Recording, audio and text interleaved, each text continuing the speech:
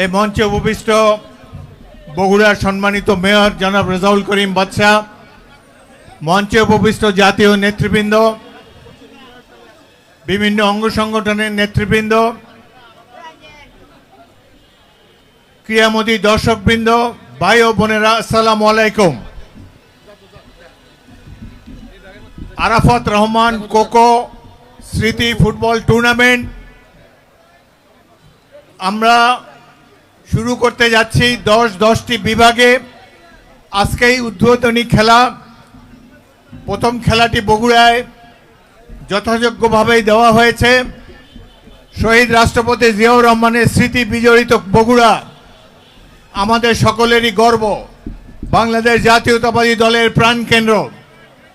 এখানে জনগণ আজকে যে বিপুল হারে এই মাঠে উপস্থিত হয়েছেন, আপনাদের সবাইকে সেজন্য আন্তরিক অভিনন্দন জানাচ্ছি। আরাফাত রহমান কোকো তিনি রাজনীতিতে অংশগ্রহণ করেননি, কিন্তু বাংলাদেশের ক্রীড়া জগৎকে আন্তর্জাতিক পর্যায়ে নেবার জন্য প্রাণপণ পরিশ্রম করেছেন। তার ফলশ্রুতিতে আমরা বেশ কয়েকজন জাতীয় দলের উদীয়মান খেলোয়াড় পেয়েছি, যারা বিশ্ব ক্রিকেটে বাংলাদেশের মুখ উজ্জ্বল করেছে নিজেদের ক্রীড়া নৈপুণ্যের মাধ্যমে। কোকো পাবলিসিটি ক্রেজি ছিলেন না, পর্দার অন্তরালে থেকেই ক্রীড়াঙ্গনকে সার্ভিস দিয়ে গিয়েছেন। তিনি যদি আজ বেঁচে থাকতেন তাহলে বাংলাদেশের ক্রীড়াঙ্গন, বিশেষ করে ক্রিকেটকে আরও উন্নতি শিখরে নিয়ে যেতে পারতেন বলে আমাদের দৃঢ় বিশ্বাস। তিনি যখন ক্রিকেট বোর্ডের ডেভেলপমেন্ট দেখার দায়িত্বে ছিলেন, তিনি খেলাধুলাকে অনেক সময় দিয়েছেন, নতুন নতুন খেলোয়াড় সৃষ্টি করার জন্য প্রাণান্ত পরিশ্রম করেছেন। অত্যন্ত অসময়ে তার মৃত্যুতে বাংলাদেশের ক্রীড়াঙ্গন ক্ষতিগ্রস্ত হয়েছে। আমি 1971-এর মহান মুক্তিযুদ্ধে রাষ্ট্রপতি জিয়াউর রহমানের অধীনস্থ জেড ফোর্সের একজন সেনা কর্মকর্তা ছিলাম। জিয়াউর রহমানের সাথে যেমন কাঁধে কাঁধ মিলিয়ে যুদ্ধ করেছি, একইভাবে শান্তিকালীন সময় পাকিস্তান মিলিটারি একাডেমিতে মেজর জিয়াউর রহমানের সাথে ফুটবলও খেলেছি।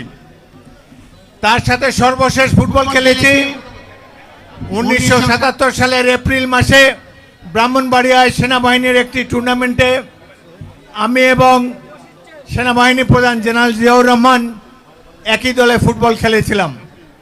আজকে আপনাদেরকে দেখে সেই স্মৃতি মনে পড়ে গেল। বগুড়ায় আপনাদের সাথে এই প্রথম খেলায় উপস্থিত থাকতে পেরে আমি নিজকে অত্যন্ত ভাগ্যবান মনে করছি। একসময় জাতীয় দলের খেলোয়াড় ছিলাম, খেলাধুলার জন্য জীবন উৎসর্গ করতে প্রস্তুত ছিলাম। আজকে ফুটবল খেলার মান অনেক নিচে নেমে গিয়েছে। দেশে যখন গণতন্ত্র থাকে না, কোনো কিছুই সুষ্ঠুভাবে পরিচালিত হয় না, একইভাবে খেলাধুলায়ও আমাদের মান ক্রমশ নিম্নগামী। আমি ফিফার কর্মকর্তা ছিলাম, দুটি বিশ্বকাপ অর্গানাইজিং কমিটির সদস্য ছিলাম, আন্তর্জাতিক খেলাধুলার সাথে জড়িত ছিলাম, কিন্তু নিজের দেশের খেলার মান নিয়ে সবসময় সংকুচিত থাকতাম। আমাদের 18 কোটি মানুষের দেশের খেলার মান, টিমের মান আরও অনেক উন্নত হওয়া প্রয়োজন। যাই হোক, আমরা আশা করব বিএনপি আগামী দিনে জনগণের সমর্থন নিয়ে আবার রাষ্ট্র ক্ষমতায় যাবে, আবার এই দেশের সাংস্কৃতিক অঙ্গন আরও বলিয়ান হবে, ক্রীড়াঙ্গনে জোয়ার নেমে আসবে। আমরা 18 কোটি মানুষের দেশ, আমরা ক্রীড়াঙ্গনে আন্তর্জাতিক মানের প্রথম সারিতে থাকতে চাই। কোকোর কথা মনে হলে মনটা ভারাক্রান্ত হয়ে যায়।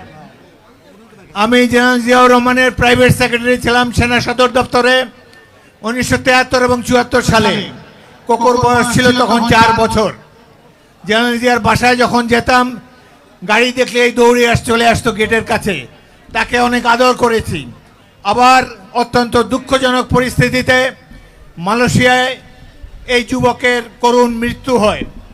আমি এবং স্থায়ী কমিটির সদস্য নজরুল ইসলাম খান আমরা ঢাকা বিমানবন্দরে আরাফাত রহমান কোকোর মরদেহ গ্রহণ করি অত্যন্ত ভারাক্রান্ত চিত্তে। বেগম খালেদা জিয়া এই মৃত্যুর পুত্রের কফিন দেখে কান্নায় ভেঙে পড়েছিলেন।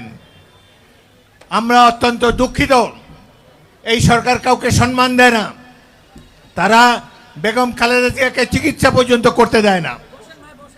আমরা এই বিএনপি বেঁচে আছে এবং আজও যে দেশের সবচেয়ে জনপ্রিয় রাজনৈতিক দল, তার প্রধান কারণ জিয়াউর রহমানের আদর্শ বাংলাদেশী জাতীয়তাবাদ। আমরা জিয়াউর রহমানের মতো একজন সৎ ব্যক্তির দল করি। আমাদের দলে সেনাপ্রধান এবং পুলিশ বাহিনীর প্রধান চোর হিসাবে অভিযুক্ত হন নাই কোনোদিন। আমরা জিয়াউর রহমানের মতো সৎ মানুষের দল করি। আপনারা কেউ হতাশ হবেন না, ইনশাল্লাহ অতি অল্প সময়ের মধ্যে বাংলাদেশ জাতীয়তাবাদী দল আপনাদের সমর্থন নিয়ে আবার রাষ্ট্র ক্ষমতায় যাবে ইনশাল্লাহ। তখন আমরা এই কোকো স্মৃতি ফুটবল টুর্নামেন্ট আরও অনেক জাঁকজমকের সাথে করব। আজকে টুর্নামেন্টটি যেভাবে আপনারা অর্গানাইজ করেছেন, যেভাবে মেয়েরা সুন্দর একটি অনুষ্ঠান আমাদেরকে ক্রীড়া অনুষ্ঠানের পূর্বে উপহার দিল, সেজন্য আমরা সকলকে ধন্যবাদ জানাই।